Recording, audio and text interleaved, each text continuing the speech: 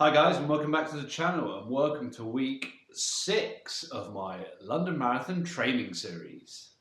It's week 6 now, and what a week it's been. We've had to balance illness and trying to increase my mileage. Not every week goes as you'd hope, and I had various plans at the beginning of the week, or goals for the week, and they've had to be altered as the week has gone on. Like I said, I've been suffering from a bit of illness, so we've had to just make it up as we go along, really. Before we dive into the week, let's have a really quick recap as to how week 5 went. The miles for the week were 60 miles. My body weight was 70.2 kilograms. My Strava fitness ended at 75. I did get to 78 in the week, but it came down to 75. I think just because I had a bit of illness on its way, so my heart rate was up. My longest run was 17 miles, and no injuries as such, but I do have this cold coming, so yes. So the goals at the start of the week is to really increase my mileage. We're in February now, and I really need to start hitting some decent mileage. So I wanted to get at least 60 miles to the week. However, I have this cold coming, so I'm going to have to try and find a balance between the two.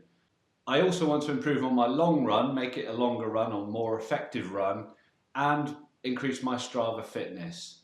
So let's see how we got on in week 6. Monday started with my usual commute to work, and if I'm honest, it wasn't my best idea. I set off in the morning and I did not feel great. I had this cold lingering, the pace was off, the effort, it felt really difficult, but I somehow managed to slog my way into work and get that done.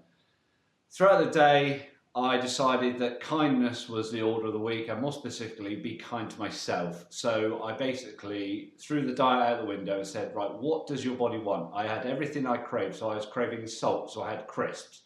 I was craving sugar, so I had fruit pastels. I basically, if I fancied it, I had it. And the run home, as a result, was much easier. I basically gave my body what it wanted, and I was able to get the run home done much better. Moving on then, I took Tuesday and Wednesday off running. I still went to work, but I didn't do any running. My body didn't want to do it.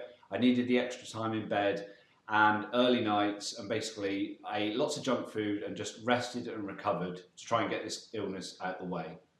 Roll around to Thursday and I'm feeling much better. I didn't do any run commute or a lunchtime run, but I did do 10 miles in the evening. I felt much better, still lingering with a bit of cold, but I thought I can go out and do something, and I still really wanted to get my mileage in for the week. So 10 miles, nice and easy, around my local village. Moving into Friday, I woke up, I felt well enough to do the commute. Because it's Friday, I know I can sort of risk it for a biscuit, as it were, and if I sort of ruin myself doing it, at least I got the weekend to recover. So I did my run commute into work and run commute out, and it didn't feel too bad, to be honest. This cold has really been a short-lived thing. I think it's because I've been so kind to myself, just literally gone to bed at 8 o'clock every night, slept in as much as I can, given myself lots of salt and sugar and basically carbs and junk food, and just fueled myself to the max. And then Saturday rolled round and it was long run day. I decided to do a track workout. This is something I will do now probably every weekend leading up until the marathon. I try and get these long marathon workouts in where I'd hit, say, 10 to 13 miles under marathon pace, more around half marathon pace, but never below that. So in that sort of range. And I do it as part of my long run, so if I can get like 18 to 20 miles done and 10 or 13 of it is below marathon effort or pace, then it's a really good workout for me. So let's dive into it and see how we got on. Good morning and welcome back to the channel. Today is long run day and we're going to do a track session today, marathon workout. Just coming off the back of a cold, so I need to be mindful that I can't beast myself. However, we are 11 weeks out now and I'm starting to cack it that I'm not fit enough. So I do want to do a big session. So I need to find a happy medium between the two. So the session today is going to be 16 by a K. It sounds horrendous, but it isn't. I'll get into the hows and the whys and the wheres and the what fors as we go around. But 16 by K, under marathon pace. So 6-minute miling is 3:43, so it needs to be lower than that, but not too fast. And we'll see how we go. We'll take the first 5 fairly steady, and then we'll just build into it as we go along. Okay, warm-up done. I've done 5.5 miles warm-up. It was an early start today, and I've done a few strides. I'm just jogging around to the start. So I'll explain what's going on during my little rest periods. Right, about to start rep 1. Here we go.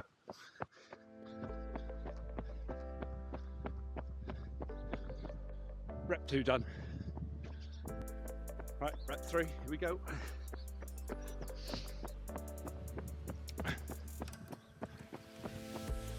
Rep 3 and 4 done.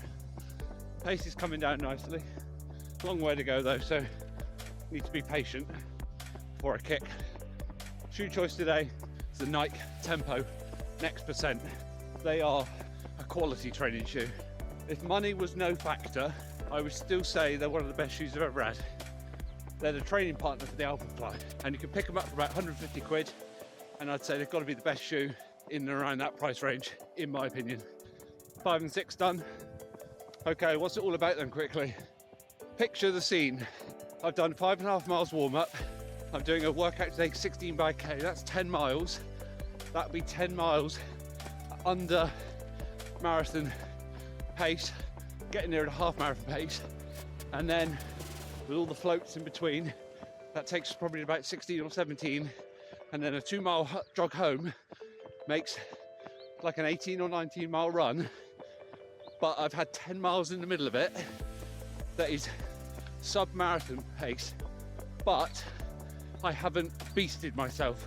So as long runs go, very productive and not overly taxing. Still hard, but I'm not tearing myself a new one. And with that, it's time to start rep 7. Rep 10 done. Hugely psychological to get to this point. Get the first 10 out of the way, and then you know you're in the home straight. Pace has come down to about 3:36, 3:37. Really dialed in now. I think that must be about 5:50 pace. I'm not entirely sure I'll be able to get the 16th in. I'm running out of time. I think I'll get 15 in, but I promise to be home at 10:30. And it's 10 o'clock now. Rep 14 done. I really have only got time for one more. So they're about 3:36 now. So no heroes on this last one, just more of the same. It's not worth trying to be all fancy, going out all hard. It won't do anything for me. It'll more than likely get me injured. I'm already about 16 miles into my run, so just more of the same. Feeling pretty fatigued, mentally if anything, but this is all the training. Get that sort of physical and mental endurance working. Okay, rep 15, here we go, last one.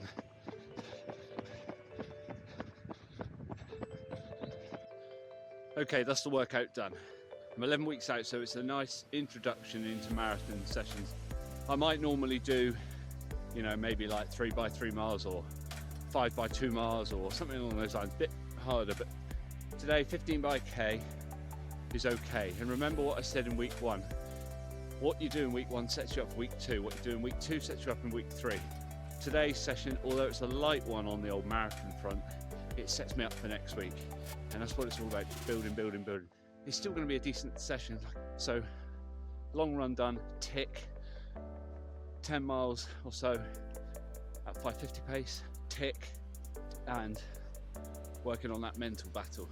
By about rep 11 or 12, I was sort of getting a bit bored of it, ready to jack it in. But you've got to build that mental resilience to keep going, keep going. Because when you come to do 26 miles at 6-minute miling, it's going to require a lot of mental strength. Decent session done, really happy with it. Legs feel pretty good. Now, just a few things to note about these long run workouts, and all of my long runs to be honest.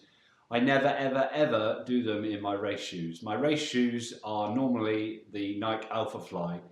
I will do these workouts in the Nike Tempo Next Percent. The reason I never use my race shoes is because I feel that I need, or I want, that extra little bit come race day. So if I can master a long 20-mile run in a decent shoe, then by the time it comes round to the race day and I've put the Alpha Flies on, everything feels significantly easier. It's not what everybody does, but it's what I do, and I find it really works for me. Another thing to note is fueling. I try to keep my fueling to an absolute minimum. On race day, I will have loads of gels, loads of carbs, all the rest of it, and everything I can get my hands on.